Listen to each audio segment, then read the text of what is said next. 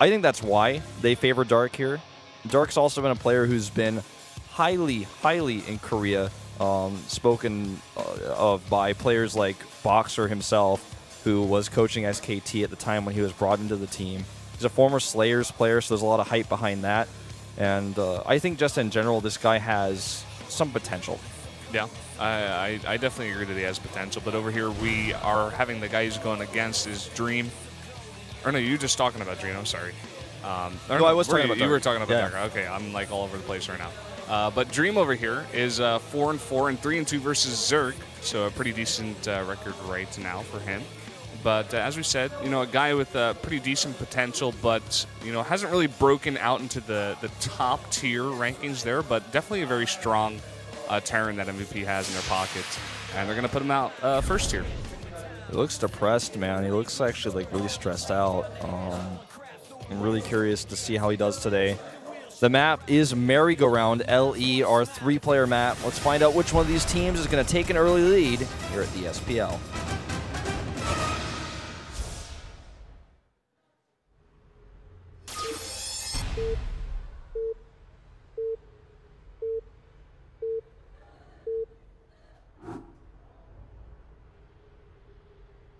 LTA는 SK텔레콤. Down here in the south on Merry-Go-Round in the orange for SK Telecom, the Zerg player, it is Dark. His opponent in the teal to the top left for MVP, it's Dream. Looking like he's not in the best condition today. And we'll see. He's so focused on drop harassment, on multitasking, especially in this matchup, that he needs to make sure he can stay focused going into this one, because when you're playing that type of style in this matchup, you have to be on top of everything. If you're not going to try to hit a timing or wait until, you know, your upgrades are done and just move out on creep, if you're not going to play that style, you need to be constantly attacking. It's not an easy thing to pull off, and that's why not every player plays that way. You know, you have a player like Fantasy who plays so much that way that he can't actually macro at home. You know, misses depots and stuff. It's very different. So Dark hasn't, you know, played since about a year ago, actually, in Pro League, as you can see. So no whole lot of stats on him in here.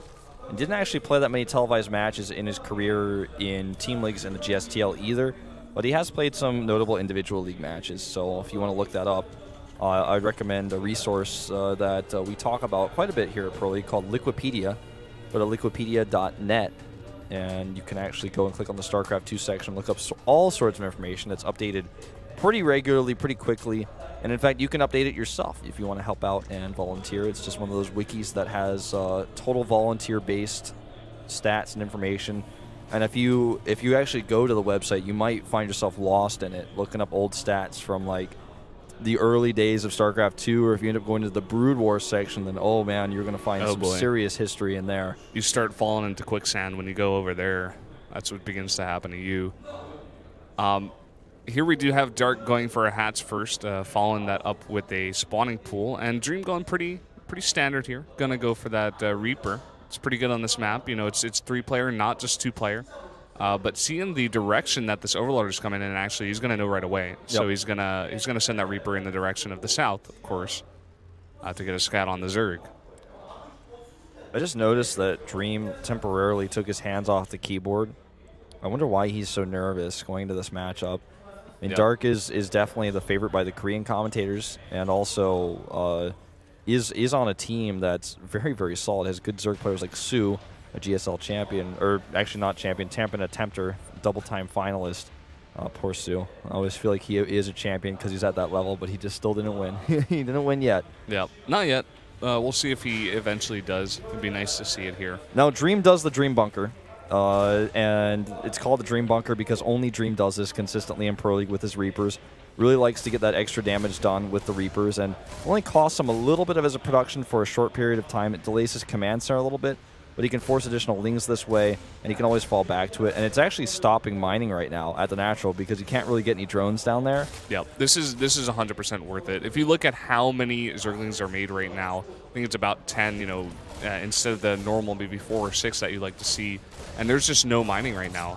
He's eventually going to be able to clean this up once the 2 queens come down here as well as the Zerglings. But, you know, he's just going to be able to salvage that, get his money back, and so much damage done for just 25 minerals. Yeah, and look at that. I mean, Well, I want to say, like, what you said about the just 25 minerals, you have to keep in mind, too, that it did delay his command center. Because in StarCraft 2, money is, like, it's not just about the money, it's about how fast you get the money. That's why the mule is powerful, right? Because eventually the minerals that you get from the mule, you would have gotten by SCVs anyways. Oh! That was scary. Oh, my God, this one Reaper. Oh, wow, he messed that up a little bit. And what is he doing here? Really wants to check the gas, I guess? Okay, well, he does get that. That's a great scout. Yeah. I was like gonna say like that was a poor choice, but actually it works out and ends up being pretty great for him there. But yeah, I mean it's only a little bit of delay on the command center. He forced a lot of links. I think it's worth it. Yeah, definitely seems to be worth it. And he was trapped in there a little bit with his Reapers, wasn't really able to jump down. But second factory going up here, as well as 2 command centers. Looks like he might be going mech. Going to be pretty interesting with that kind of follow up here.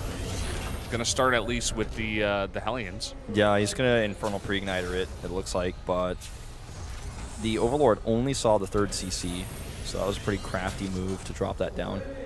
The other thing to consider is seeing those gases with the Reaper, he's got to realize that this is going to be a 2-base lair build. The question is, what is Dark doing? Because he goes into double E-base. Double E-bays or double Evo chambers, because if you went double E-bays, that'd be pretty broken. Like that would be pretty how can crazy, he get Terran upgrades as a Zerg? He gets like infantry upgrades for his Zerglings. They get guns somehow. Doesn't make any sense. It looks like this is going to be a 1-1 Roach timing with speed. Yeah, very aggressive on this kind of map. Pretty rare build. We don't really see this anymore because it's, if scouted, all you have to do is make siege tanks at the top of your ramp bunkers and laugh at your opponent. Be like, wow, I have a 3rd CC also. Like, what are you going to do? He's going to come over here and see there's no 3rd base. He's going to see the 3rd base is very late. After he already saw this gas, he's probably thinking, oh, maybe 2-base Muta. I'm not really sure. And I think it might even be reasonable to scan in this case because he really doesn't know what's coming. If he goes up there, he's going to see the evolution chambers, which is pretty suspicious. And okay, this is not a scout scan. This is a creep scan. Yeah. Does he actually get the vision on those 2 EV chambers with that scan? I think he sees the edge of it. Yeah. I'm actually going to check it. I mean, that's pretty important to note if he does. Yeah, he does see it. So he does know that some kind of 1-1 timing is possible here. And look at this. 2 queens being caught out here on the edge of the creep that was just being cleared.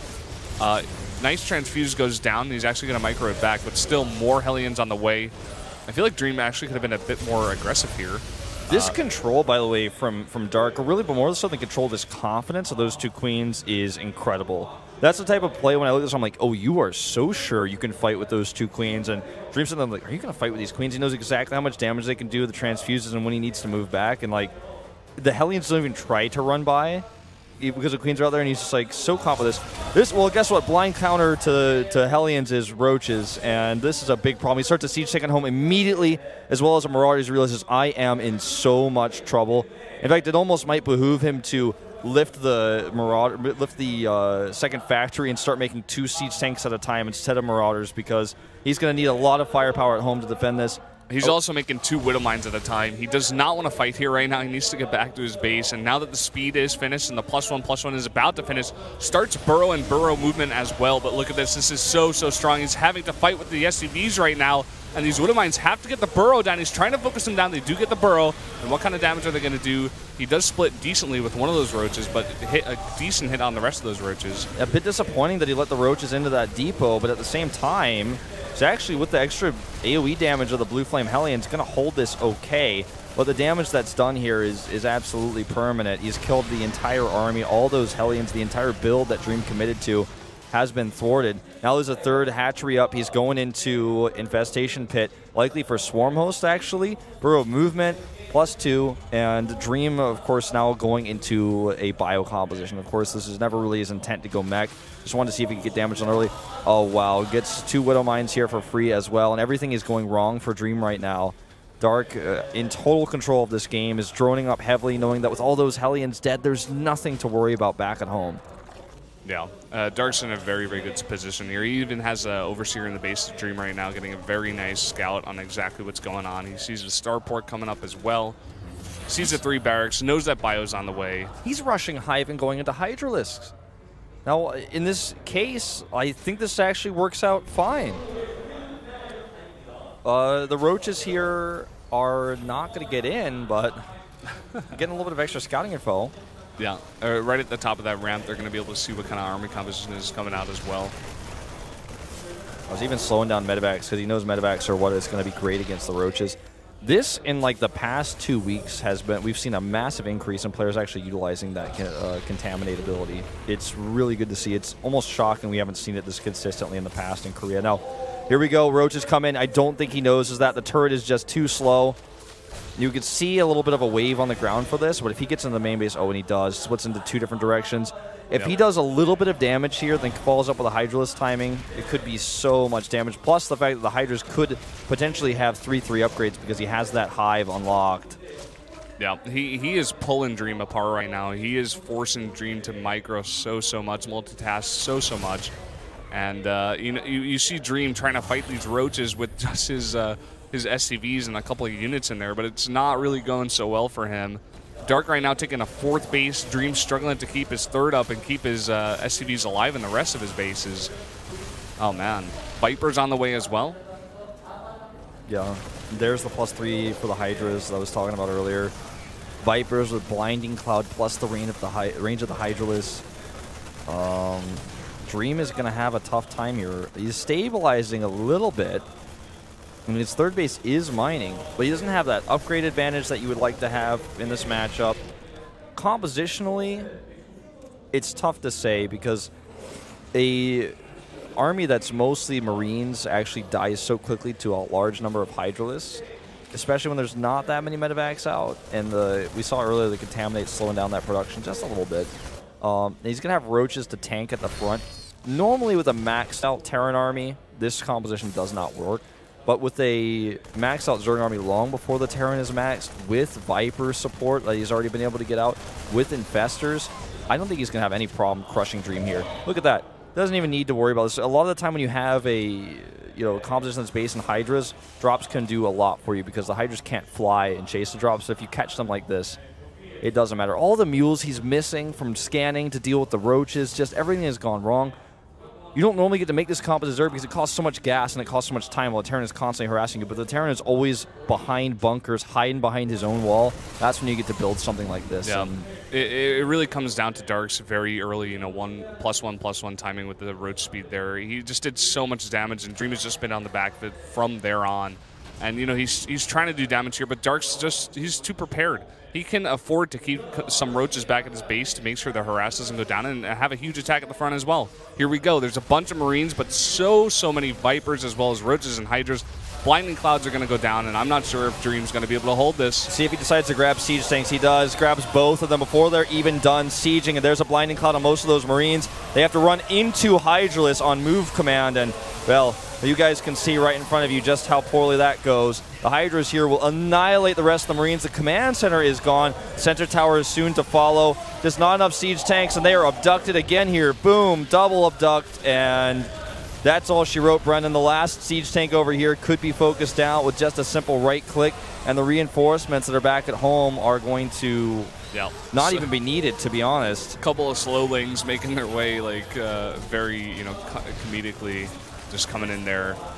And a drop trying to do some damage here for Dream, but it's not going to do anything. Dream, from the beginning of the game, not looking so good. Dark playing so fantastically. There's the GG. Not the most solid game we've ever seen out of Dream, but Dark blind countering his build, the Hellion build with Roaches. And you always got to be a bit suspicious when you go for a Hellion build. Your opponent doesn't have that 3rd base until so long in the gas placement that we saw. I feel like he thought, okay, Mutas, I can get in there and do damage while Mutas are ready. You're not going to have a whole lot. Maybe I can just break through my Hellions versus your Queens. Walks up the ramp with his Hellions, and sup, there's 14, 15 Roaches up there with speed and +1/1. Your Hellions aren't going to do so well against that. Yeah. I feel like he also wasn't reading all the information that was given to him. I mean, he saw the gas, at least one at the natural, and he saw the double Evo chamber, so he may have wanted to think about this possibility, but once you commit to making 2 factories with the Blue Flame on the way already, it's kind of like you have to try to go up there and do some damage, but once he saw it, he was like, oh, well, what do I do now?